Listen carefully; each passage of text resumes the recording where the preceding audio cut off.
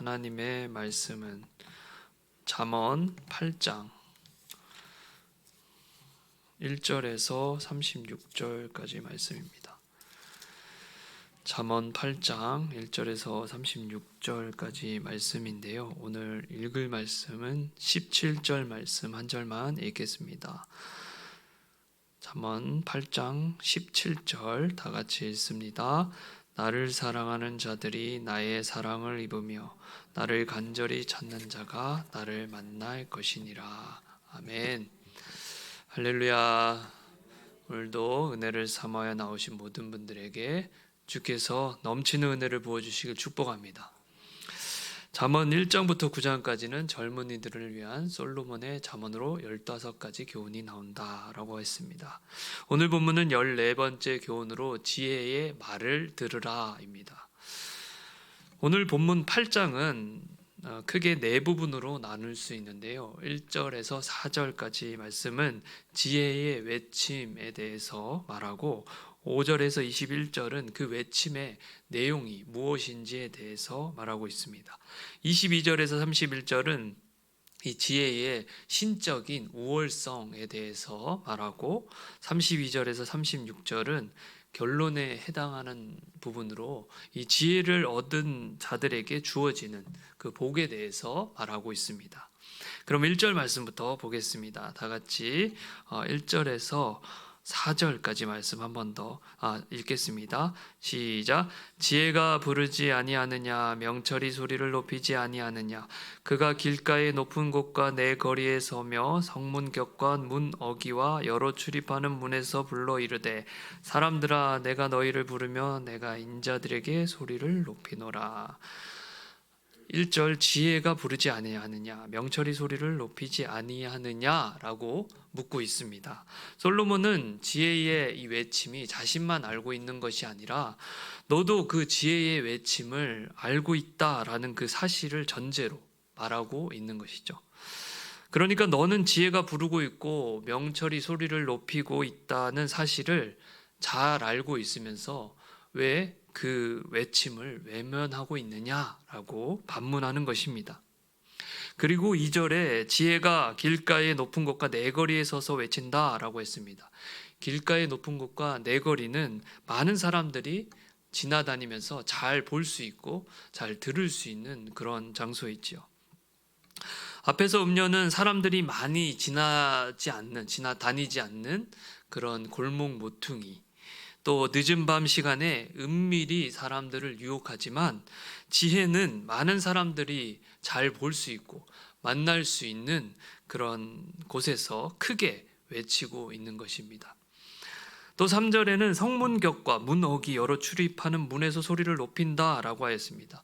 지혜가 성문 곁과 문 어기 여러 출입하는 사람들이 출입하는 문에서 소리를 높이는 것은 모든 사람, 모든 백성에게 공개적으로 외치고 있다라는 것입니다. 따라서 우리는 이 지혜의 외침을 이미 들었고 지금도 듣고 있다라는 사실을 선포하는 것이죠. 이처럼 하나님께서 모든 사람에게 말씀하시고 공개적으로 소리를 높여 우리를 부르십니다. 이 하나님의 음성은 특별한 사람들만 듣는 것이 아니라 그의 자녀들은 다 그의 음성을 들을 수 있습니다. 내 양은 내 음성을 듣는다라고 하였습니다. 실제로 우리는 우리를 향한 하나님의 외침을 들으며 무엇을 해야 할지 알면서도 모른 척할 때가 많다라는 것입니다. 하면 안 되는 일인지 알면서도 하고 꼭 해야 하는 일인지 알면서도 하지 않습니다. 심지어 하면 안 되는 일을 할 수 있도록 해달라고 허락해달라고 기도합니다. 하나님의 이런 기도에 응답하실까요? 안 하시죠. 아무리 기도해도 응답이 없는 것입니다. 그러다가 지쳐서 말합니다. 이제 나는 기도할 만큼 했다. 그렇게 말하면서 결국 내가 원하는 대로 합니다. 그리고 혹시 모를 불안감에 만약 주님이 원치 않으시면 막아달라는 기도를 빼놓지 않습니다. 처음부터 아닌 줄 알면서 혹시 주님의 다른 뜻이 있을지도 몰라 라고 하며 자꾸 주님의 음성을 외면하면 나중에는 뭐가 주님의 뜻인지 정말 모르게 되는 것이죠. 헷갈립니다. 민수기 22장에 거짓 선지자 발람의 이야기가 나옵니다. 모압 왕 발락은 이스라엘 백성이 무서운 기세로 여러 성읍을 정복하면서 오고 있다는 소식을 듣고 두려워하여 발람에게 사람을 보내 이스라엘 백성을 저주해달라는 그런 사주를 합니다. 그 소식을 들은 발람은 당연히 하나님의 백성을 저주하는 그 일을 해서는 안 된다라는 사실을 알고는 있었지만 그 대가로 주어지는 많은 재물의 유혹 앞에서 고민하며 하나님께 묻습니다. 하나님께서는 당연히 그들과 함께 가지도 말고 이스라엘 백성을 저주하지도 말라고 하셨고, 이 발람은 어쩔 수 없이 이 발락의 제안을 거절하지요. 이에 발락은 더 높은 관리들을 보내고 더 많은 재물과 권력으로 유혹합니다. 발람은 너희가 많은 재물을 줄지라도 내가 이 하나님의 말씀을 어길 수 없다라고 믿음 있는 척 그 말을 하지만 또 한편으로 이런 말을 하죠. 혹시 모르니 기다려봐라. 내가 하나님께 한 번 더 물어보겠다. 이렇게 말합니다. 분명히 발람은 이스라엘 백성을 저주하는 일은 절대로 해서는 안 되는 일이라고 알고 있었지만 점점 물질의 마음에 빼앗겨 계속해서 그 하나님께 묻는 기도를 드립니다. 그 기도는 나의 길을 인도해 달라는 것이 아니라 내가 원하는 대로 해달라라는 기도였습니다. 결국 하나님은 순종할 생각이 없는 발람에게 나귀의 입을 열어 말씀하게 하시고 영적인 눈을 열어 여호와의 사자를 보게 하셔서 깨닫게 하십니다. 사실 발람은 하나님께서 이스라엘을 축복하기 위한 그런 통로로 쓰시려는 그 특별한 계획이 있으셔서 자신의 죄를 깨닫게 된 것이지, 보통은 끝까지 고집부리다가 모든 것을 다 잃고 하나님을 원망하는 경우가 더 많습니다. 이처럼 우리는 주님의 음성을 계속해서 외면할 때 혼란에 빠지고 잘못된 선택을 할 때가 많다라는 것입니다. 주님께서 회개하라, 돌이키라, 죄를 깨닫게 하시고 후회하게 하시고 죄책감을 주실 때 우리는 회개하고 돌이켜야 합니다. 그렇지 아니하면 주께서 나의 죄를 드러내시고 사람들 앞에 수치를 당하게 하십니다. 그렇게라도 깨닫길 원하시는 것이죠. 그래도 깨닫지 못하고 끝까지 죄에서 돌이키지 않으면 죄에 대해서 무감각해지며 나중에는 회개할 마음도 생기지 않습니다. 무엇이 죄인지 어디서부터 잘못되었는지 전혀 깨닫지 못합니다. 어둠 가운데 계속 걸려 넘어지고 자빠지고 깨지고 해도 영적인 감각이 전혀 없어서 계속해서 넘어집니다. 마치 문둥병, 나병과 같은 상태이죠. 나병의 증상이 어떻습니까? 처음에는 잠복기를 거치죠. 그리고 피부에 그 증상이 나타나고 점점 몸 전체로 퍼져 신경이 마비되고 감각이 없어집니다. 감각이 없어지니 통증이 느끼지 못해서 다친데 또 다치고 또 다치고 상처는 그렇게 점점 깊어져 갑니다. 이처럼 영적으로 나병에 걸린 사람들은 죄에 대해 무감각하여 영이 점점 죽어가는데도 깨닫지 못합니다. 결국 회복할 수 없는 지경에 이르게 되는 것이죠. 많은 그리스도인들이 하나님의 뜻을 구합니다. 그러나 하나님의 뜻을 잘 모르겠다라고 말하는 분들이 많이 있습니다. 주님의 뜻은 우리가 상상할 수 없을 정도로 높고 크시기에 분명하게 그 뜻을 우리가 다 알 수는 없습니다. 또 주님은 우리의 앞길을 보지 못하게 하십니다. 왜 그럴까요? 주님을 의지하라라는 것입니다. 그렇게 날마다 우리는 주님께 나아가 은혜를 구해야 하는 것입니다.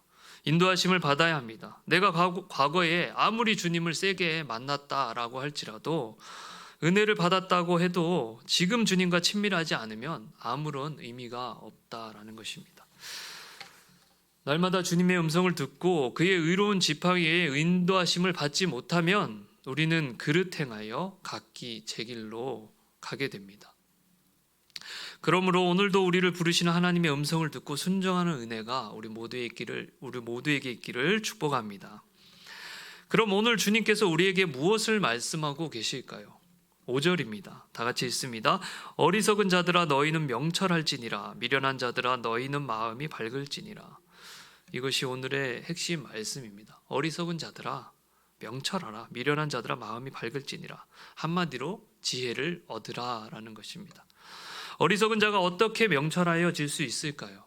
스스로는 불가능합니다. 주께서 은혜를 베푸셔서 어리석음을 벗겨주시고 위로부터 부어주시는 그 지혜를 받지 않으면 안 된다라는 것입니다. 미련한 자들이 어떻게 마음이 밝을 수 있을까요? 내 힘으로는 불가능합니다.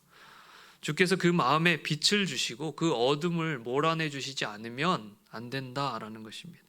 오늘 주의 말씀이 우리에게 임하면 어리석은 자가 지혜롭게 되고 미련한 자에게 그 마음의 빛이 임하는 복을 누리게 될 줄로 믿습니다.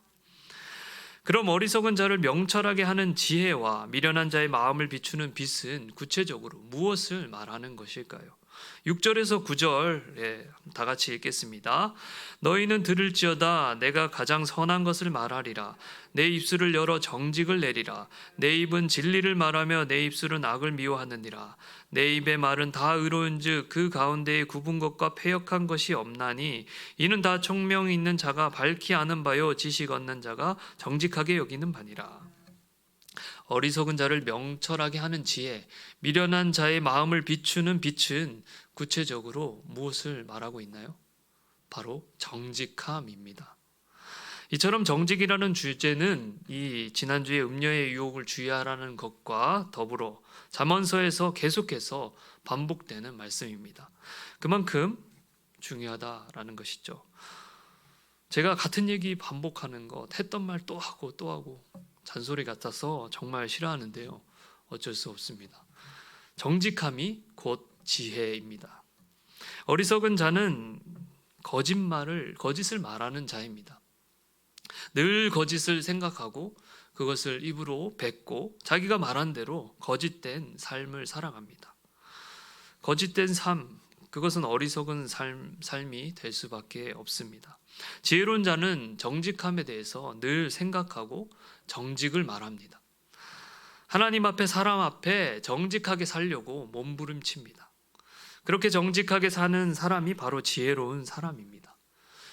9절에 보면 이것은 총명 있는 자들, 지식 있는 자들은 다 아는 사실이고 그들은 이것을 옳게 여긴다라고 말하고 있습니다.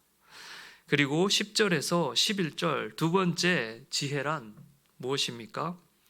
10절에서 11절 다 같이 읽겠습니다. 너희가 은을 받지 말고 나의 훈계를 받으며 정금보다 지식을 얻으라. 대저 지혜는 진주보다 나음으로 원하는 모든 것을 이에 비교할 수 없음이니라.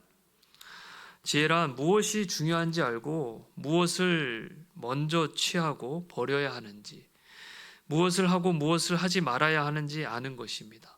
바로 우선순위를 아는 것, 그것이 지혜다라는 것이죠. 많은 사람들이 은과 금을 삶의 우선순위에 둡니다. 돈이 가장 중요하고 돈의 이익을 취하고 물질을 얻기 위해 부단히 노력합니다. 그러나 오늘 성경은 은보다 주님의 훈계를 받으라고 합니다. 정금보다 주님을 아는 지식을 얻으라고 합니다. 이 지혜는 진주보다 낫고 더 나아가 너희가 원하는 모든 것을 이에 비교할 수 없다라고 합니다. 이 사실을 믿으십니까? 이 찬양이 있죠. 우물가의 여인처럼 난구했네. 헛되고 헛된 것들을. 그때 주님 하신 말씀, 내 세매와 생수를 마셔라. 많고 많은 사람들이 찾았었네. 헛되고 헛된 것들을. 주 안에 감추인 몸에 세상 것과 난 비길 수 없네. 아멘. 이 찬양의 고백이 우리의 고백이 되길 원합니다. 세 번째 지혜란 여호와를 경외하는 것, 곧 악을 미워하는 것입니다. 12절에서 13절 말씀 다 같이 읽겠습니다. 나 지혜는 명철로 주소를 삼으며 지식과 근신을 찾아 얻나니 여호와를 경외하는 것은 악을 미워하는 것이라. 나는 교만과 거만과 악한 행실과 패역한 입을 미워하느니라. 잠언서 9장 10절에 여호와를 경외하는 것은 지식의 근본이요 거룩하신 자를 아는 것이 명철이라고 하였습니다. 오늘 잠언서의 핵심 가르침이 다 나옵니다. 지혜란 여호와를 경외하는 것입니다. 공경하고 두려워하는 마음으로 하나님을 섬기는 것, 하나님을 아는 것, 그것이 지혜입니다. 내가 사랑하는 사람에게 사랑받는 방법이 무엇입니까? 사랑하는 사람이 원하는 대로 하면 되는 것입니다. 좋아하는 것을 하고 싫어하는 것을 하지 않으면 됩니다. 맞죠? 이처럼 하나님이 기뻐하시는 것은 하고 미워하시는 것을 하지 않으면 된다라는 것입니다.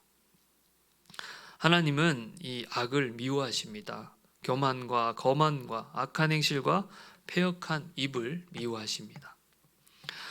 마지막으로 14절에서 21절은 지혜를 얻은 자의 유익에 대해서 설명하고 있습니다. 제가 한번 읽겠습니다.